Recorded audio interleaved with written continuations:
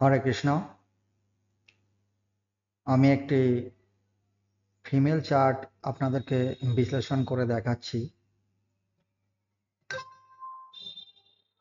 এই জাতিকার জন্ম দেখে নিন। এই জাতিকার জন্ম হচ্ছে 5ই জুলাই 2008 সাল। বার্থ টাইম হচ্ছে 4:40 AM। এখানে 24 আওয়ার ধরেই হিসাব করা হচ্ছে। জেন্ডার ফিমেল, জন্ম নবদ্বীপে। এই হলো তার বার্থ ডিটেলস। এইবার যেহেতু এর বয়স এখন 16 বছর, 5/7/2008 এর জন্ম, এখনো 16 বছর পূর্ণ হয়নি।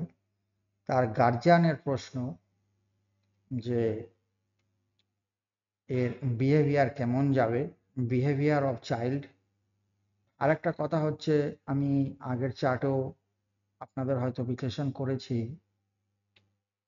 যে কোনো ক্লায়েন্টের চার্ট বিচারের আগেই, তার জন্মপত্রিকা বিচারের আগে অবশ্যই তার ফ্যামিলি ব্যাকগ্রাউন্ড জানা অবশ্যই প্রয়োজন। তাই এই জাতিকার ফ্যামিলি ব্যাকগ্রাউন্ড হচ্ছে এ ডটার অফ পলিটিশিয়ান, কোনো এক রাজনৈতিক পদাধিকারীর কন্যা।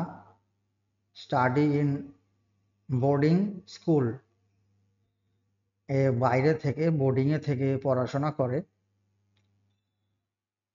Studying in 12th standard. Rest behaviour, এর বিহেভিয়ার জানতে চাওয়া হয়েছে। এবং education and education all will explain, মানে এর প্রথম কথা হচ্ছে এর বিহেভিয়ার কেমন যাবে এবং এর এডুকেশন কেমন হবে। যেহেতু আজকে প্রথম দিন এবং ভিডিও আমি শর্ট করতে চাইছি,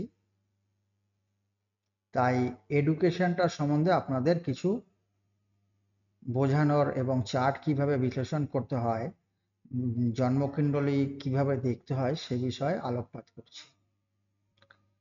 তা সবার আগে দেখুন, তার বার্থ ডিটেলস অনুযায়ী তার লগ্ন বেরিয়েছে। দেখুন এখানে এএস লেখা রয়েছে। এএস মানে হচ্ছে অ্যাসেন্ডেন্ট, অ্যাসেন্ডেন্ট মানে হচ্ছে লগ্ন।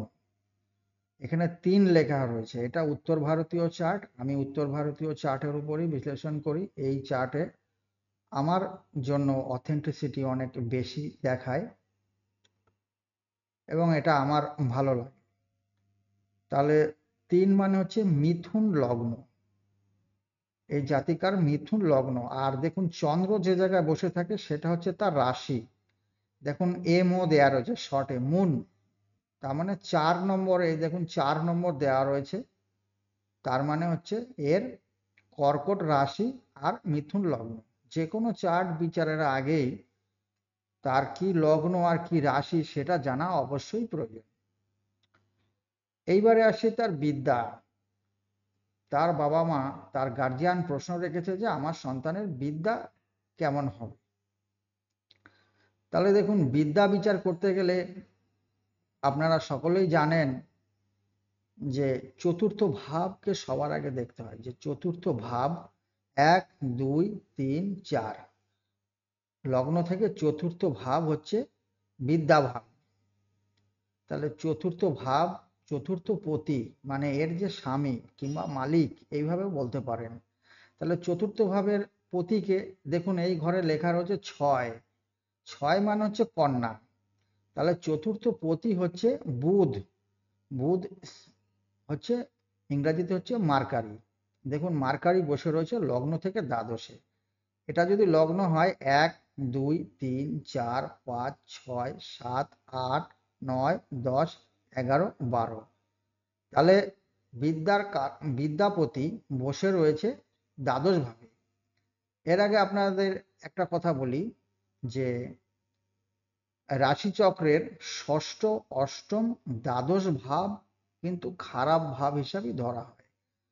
খারাপ পজিশন ধরা হয়। এইখানে যদি গ্রহ বসে থাকে তাদের রেজাল্ট কিন্তু আমাদের জন্য খুব একটা সুখকর হয় না, ভালো হয় না। তাহলে চতুর্থ পতি বিদ্যাপতি দ্বাদশে বসে রয়েছে, তার মানে একটা ইন্ডিকেশন পাচ্ছি যে নেগেটিভ কিংবা খারাপের দিকে। এবার দেখুন এই বুধের উপরে রাহু দৃষ্টি দিচ্ছে, রাহুর পঞ্চম দৃষ্টি, 1 2 3 4 5, রাহু দৃষ্টি দিচ্ছে। রাহু একটা অশুভ গ্রহ, তাহলে একটা অশুভ গ্রহ বিদ্যাপতির উপরে দৃষ্টি দিয়ে রেখেছে। আচ্ছা দেখুন আর একটা অশুভ গ্রহ শনি, এই যে স্যাটার্ন, SATARUN স্যাটার্ন, এখানে শর্টে দেয়া রয়েছে স্যাটার্ন, তার দশম দৃষ্টি দ্বারাও বিদ্যাপতিকে দেখছে। কিভাবে? 1 2 3 4 5 6 7 8 9 10, তাহলে বিদ্যাপতিকে রাহু দেখছে, বিদ্যাপতিকে শনি দেখছে, দুটোই অশুভ গ্রহ, দুটোই পাপ গ্রহ।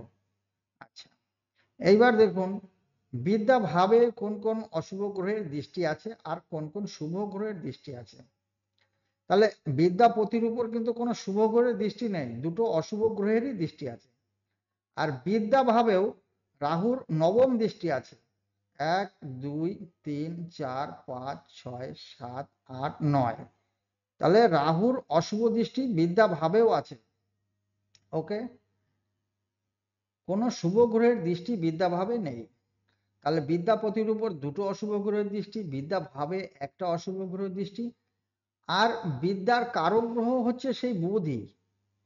বেসিক এডুকেশন অ্যাকচুয়াল এই দ্বাদশ ভাব থেকে বিভিন্ন রকম বিদ্যার বিচার করা হয়। আজকে প্রথম দিন এইভাবে ডিসকাশনে আসছি আপনাদের সামনে, তাই শর্টে বোঝানোর চেষ্টা করছি, একে একে সবই আসবে। একটা চার্টের উপরেই যে যে প্রশ্ন আগে বললাম যে এর বিহেভিয়ার, নেক্সট দিন যেদিন আসবো সেদিন বিহেভিয়ার নিয়ে আসবো, এবং শেষে এর প্রতিকার কি করলে, ন্যূনতম প্রতিকার করলে কিভাবে আমি এখান থেকে ওভারকাম করতে পারবো, বাচ্চাটাকে কিছুটা হলেও ফিরিয়ে আনা যেতে পারে, গার্জিয়ানের কি করণীয় সেই বিষয় কিন্তু আপনাদের জানাবো। তাহলে দেখুন, তাহলে বিদ্যার কারক গ্রহ হচ্ছে বুধ, সেই বুধের উপর সেই একই ব্যাপার, রাহু অশুভ দৃষ্টি দিয়ে রেখেছে এবং শনি অশুভ দৃষ্টি দিয়ে রেখেছে, এবং কারক খোদ দ্বাদশে অবস্থান করেছে। তাহলে কিন্তু বিষয়টা আমি নেগেটিভ পাচ্ছি। তাহলে চতুর্থ পতি, চতুর্থ ডিস্টার্ব, সে নিজেই কারক, সেই একই রকম ডিস্টার্ব, এবং চতুর্থ ভাবে রাহুর অশুভ দৃষ্টি।